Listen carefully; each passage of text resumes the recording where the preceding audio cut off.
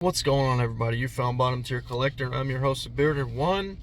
I just want to get right down to the point. I gotta go into work here in just a second, but I wanted to take some time to defend Eternals. I don't understand why everybody's calling the movie bad or trash. I don't understand. I've heard the effects were bad.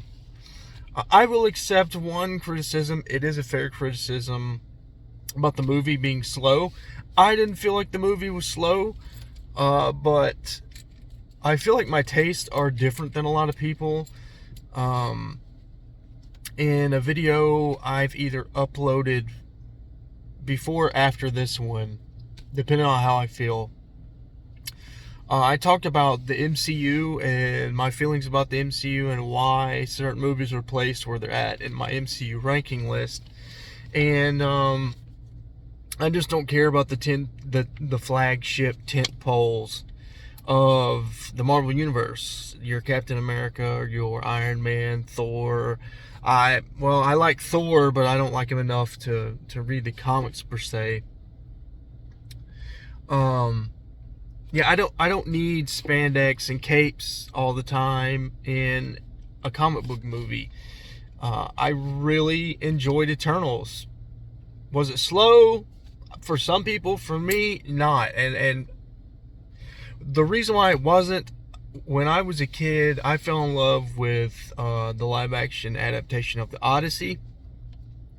It's a cult classic film called The Odyssey. I can't remember who the main actor is, or I would kindly direct you to that movie. But it was made in the mid-90s, and there's a couple actors that were famous before The Odyssey and came in and helped it out. And then there was one or two guys I've noticed have split off, and I've seen them in other movies since The Odyssey. And I own the movie on DVD, and I revisit it from time to time. And so I'm fascinated with those Greek epic tales, the epic of King Gilgamesh, the Odyssey, the Iliad, the tales of Achilles and the Battle of Troy. Greek mythology, Norse mythology, Roman mythology. I get into that kind of stuff, and I could really draw on a lot of that stuff here in the Eternals, and I really liked it. I really liked how emotional the movie was. I thought Gilgamesh and Athena are the heart and soul of that movie, in my opinion. Angelina Jolie got me 3 times. I didn't cry a real tear.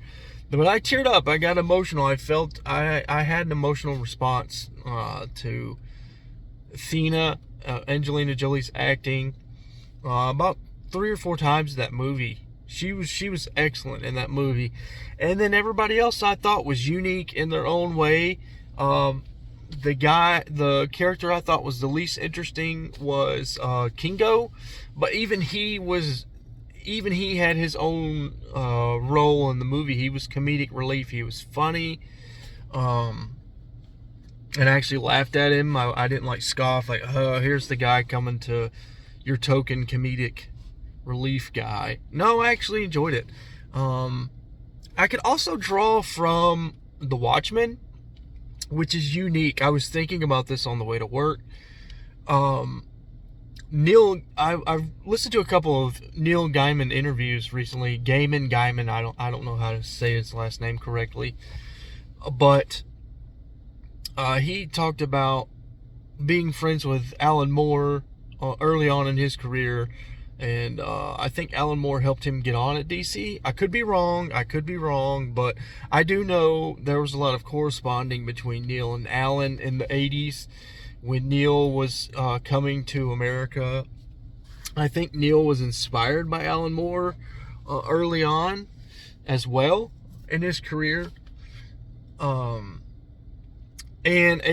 so that's interesting, because I heard the movie Eternals was not adapted from Jack Kirby's story. It was actually adapted from the Neil Gaiman run. And so then you have the parallel of Neil Gaiman and Alan Moore being friends. And then I saw a lot of Ozymandias from Watchmen in Icarus. Icarus reminded me a lot of Ozymandias in Eternals. You'll just have to go watch The Watchmen or read the trade paperback if you haven't read it already to know what I'm talking about, to make those comparisons. There were times the movie kind of felt like somebody taking The Watchmen, like the overarching plot and story, kind of, in a way, sort of, maybe, felt like somebody was taking The Watchmen and turning it into a Greek epic poem or something. So that was a real fun connection. I don't know if there's any truth to this. It's not a conspiracy. There's definitely no plagiarism here going on. Just some fun parallels and dot connecting to maybe see where Neil Gaiman possibly took inspiration from when he was writing Eternals. Obviously, he took a lot of inspiration from Jack Kirby. He wrote the original run of Eternals, invented all these characters. Possibly took inspiration from Fourth World, which many claim to be the remnants of Fourth World. Yeah, just overall great movie. You also saw, I thought it was funny that what's her name, the tweener character, the little girl that was in love with Icarus. I forget her name. She's probably my least favorite character, but she wasn't a bad spot in the movie. I saw a lot of Pinocchio in her. I want to be a real boy. Well, I want to be human. I saw a lot of that in her. There's plenty of tragedy again in this movie, but it was good. I don't think this movie was made for people that want spandex and capes. I think Marvel is trying to broaden their fan base to reach more people. You're already in pop culture, so how do we become mainstream? How do we become like the Walmart of movies, where everybody watches Marvel movies, not just nerds and little kids and parents with kids and comic book collectors? How do we get outside of that? How do we reach more people? Well, let's start thinking outside of the box. Let's not put so much spandex and capes in our movies, which they're coming back, but I think we're taking a break right now. We're transitioning into the new era of the MCU, so I think they want to take a breather from spandex and capes and bank robbers. But it's coming back for sure. They broke down Spider-Man down to his pure essence of what the character was when Stan Lee and Steve Ditko were on the book. And now I'm veering off, so yeah, I do think that stuff is coming back, though. Overall, I thought it was a great movie. Would I put it in my top 5? No, but I would put it in my top. I would put it in the top half of the MCU for sure. Thena and Gilgamesh are now favorite characters of mine. There's a heartwarming moment where Thena and Gilgamesh are sitting at the tree, and she's thanking Gilgamesh for taking care of her, and oh man, it just like tugged at my heartstrings. Like, they're like brother and sister, they care for each other, and I really took their benevolent nature seriously. It wasn't like, oh, this is corny. They're too nice. They're too nice. No, they touched on how corrupt people are and why it's important to not interfere with man in the course of history. And then we got a little bit of the taste of meddling with Druig. I couldn't tell if that was McLovin from Superbad or not. If it was McLovin, he's had a lot of plastic surgery, but I don't think it was McLovin. He just kind of resembles McLovin from Superbad. Yeah, I thought the concepts were good. It definitely had an operatic.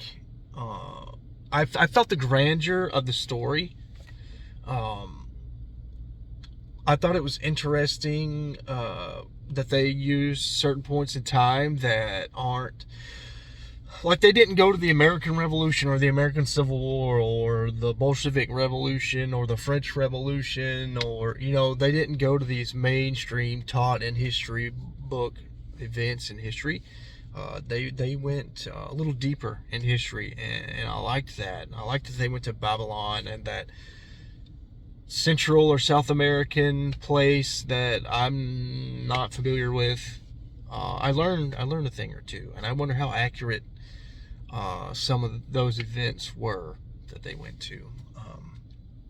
Yeah, I'm just defending Eternals. It's not bad. Go watch Eternals. Think for yourself. Stay off the internet. Stay off Rotten Tomatoes. Get off groupthink. Get out of the group tank. As Kanye would say, get off the plantation.